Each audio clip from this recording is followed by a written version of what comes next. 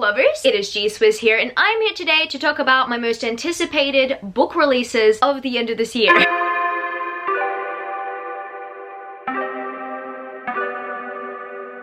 If you don't know, this is a 7 on Sunday topic. I will link the Goodreads page down in the description if you want to participate in a topic in the future. And we are kicking off September with this topic because we only have a third of 2020 left. Yikes. That went quickly, or slowly, depending on how lockdown is going for you guys. I'm gonna be talking about 7 books that I'm really anticipating starting from September and then moving on to December of this year. And there actually aren't too many anticipated releases that I have at the moment. From what I know, a lot of them have been pushed back to 2021, which is sad, and that's probably due to the events that are happening in the world at the moment. And there are 1 or 2 pushbacks on my list as well. And I really hope that I don't jinx this because I don't want to have to make this list and then find out that it's been pushed to 2021. But from what I know right now, this list of 2020 releases, they're coming out this year. Unfortunately, some of them I don't really have access to, but I'm anticipating them and they're coming out supposedly in 2020. So the first one that I'm going to mention is a pretty controversial one for me, but also because the book series is pretty controversial. And this book actually came out a few days ago. I think you guys know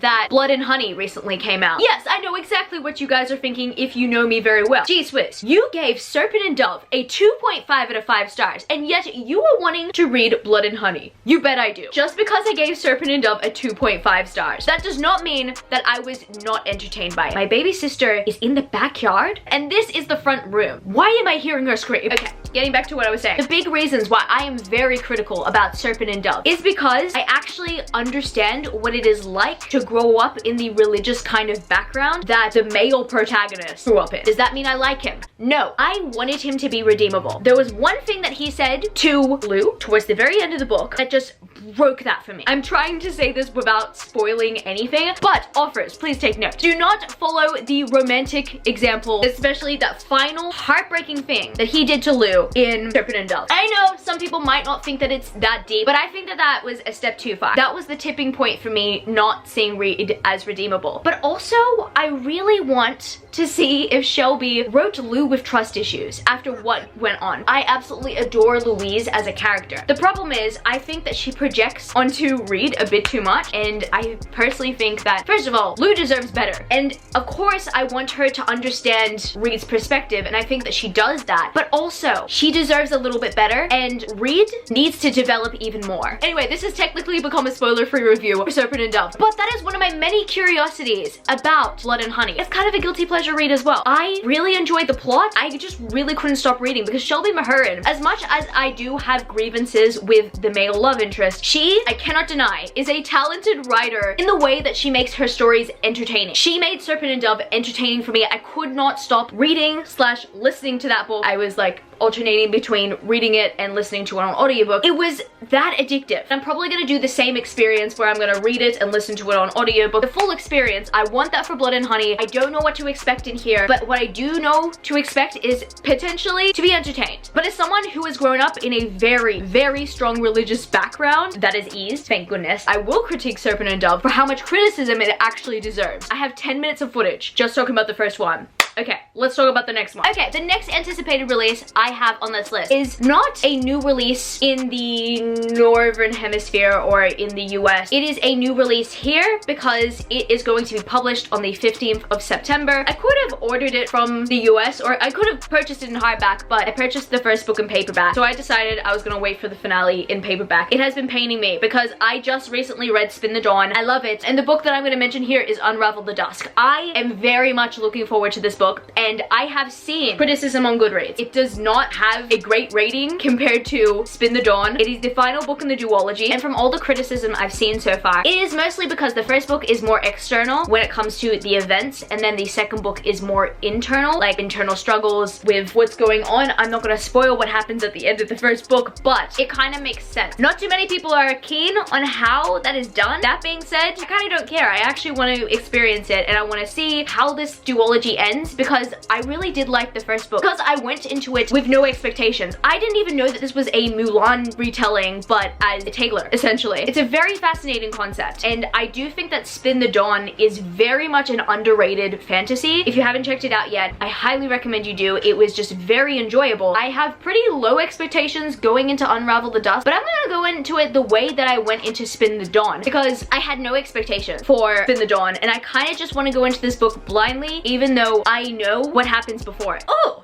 This book is already out, technically. The next book that I've got to mention is The Lost Book of the White by Cassandra Clare. Now, I do not have this book yet. However, I've ordered 2 copies of this book. I pre-ordered the Waterstones edition, and I pre-ordered the edition that kind of replicates the original hardbacks. But none of them have come. And the reason why none of them have come is because border issues. That's what's going on at the moment. Thank goodness I did order The Lost Book of the White Waterstones edition via Booktopia, because I know for a fact that that's not going to be stuck at the border. A book company is going to get it. And Booktopia headquarters is like 2 suburbs away from where I live. So I know that I'm gonna get that one, but I can't guarantee that I'm gonna get that one soon enough. And then the other edition I ordered was from Illumicrate, and I'm really hoping that Illumicrate does not get stuck at the border, because I literally have 7 books already stuck at the border, including chosen ones. Everybody wear a mask so we can stop getting shipping delays. Anyway, I'm so excited for The Lost Book of the White. In fact, I can't get enough of these 2 characters. I love learning more about them. There's so much dimension in learning about Magnus and Alex, especially Magnus. Like, I love Magnus Bane because every single time Cassandra Clare writes a book about Magnus Bane, there's something new. There's a new layer that comes out about him. He's so mysterious and dark in the first few books that you see, but you get to learn more about him. I'm just gonna say it. He's the most complex character that Cassandra Clare has ever written. He's just got so many layers to him, and that's what I appreciate about Magnus. The next book that I'm gonna mention is a book from another classic favorite author of mine. That, my friends, is The Trials of Apollo, The Tower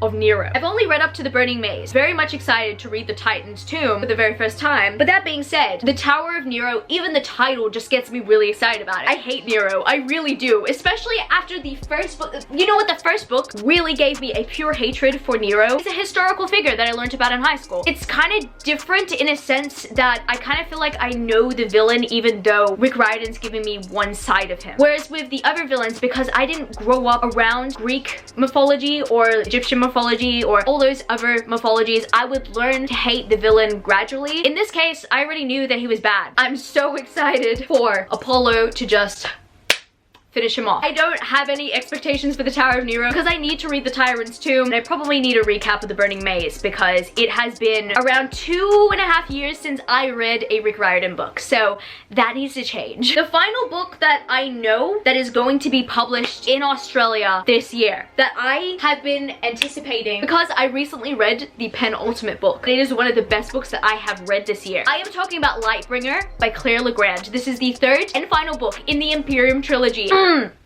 This trilogy is so good so far. I am terrified because this final book could go either way. I am hoping that this doesn't disappoint because the first 2 books were just that good. The setup in this trilogy is real. I don't know what else to say about this. I don't want to spoil anything, but if there is a finale that I know for a fact is going to destroy me, it is this one. It is my most anticipated release of the end of the year. The other 2 anticipated releases that I'm going to mention, I don't have a way of pre-ordering or purchasing on my end. This one I have to mention is Fable by Adrienne Young. Now here's the thing. I don't usually read standalones or stopped buying standalones, and the reason why I have is because I noticed a lot of the time there's such rich world building with standalones, but you only really experience a short time with the characters. That's been something that I've been struggling with. So when I think about it, I've wanted to read Sky in the Deep by Adrienne Young because everyone was talking about it, or The Girl Who Gave the Sea Back, or The Sea Who Gave the Girl Back. I really don't even know what that one is. I've seen that one around, but I haven't picked up these standalones, nor do I have motivation to because of the reasoning that I just gave you. It is essentially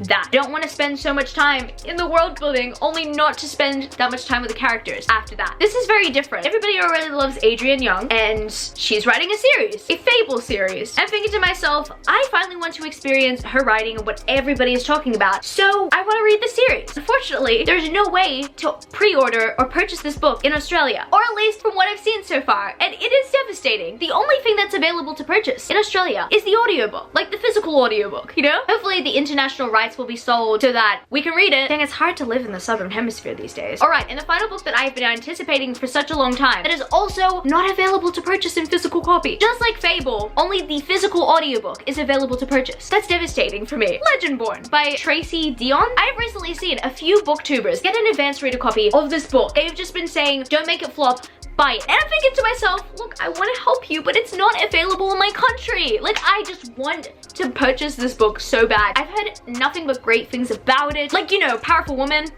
That's my thing. That being said, if there is a way to purchase Legendborn, and if there's a way to purchase Fable, I will do everything in my power to make sure that those books are with me by the end of the year so that I can read them. I know that Legendborn has been picked up by a UK publisher, so hopefully that means Australia, because we usually get the UK editions for things, hopefully we will be able to receive some sort of edition of Legendborn. I'm anticipating that, but until then, we don't have it. So I just gotta live with that. So I guess that's gonna be it for this video today, book lovers. If you enjoyed this video, don't forget to give it a thumbs up and subscribe to my channel if you haven't yet already joined the amazing community of book lovers. And I also have social medias. I'm at gswizzelbooks on Twitter and Instagram, and I am also at Goodreads. That's www.goodreads.com/gswizzle. I love you, book lovers, and I will see you later.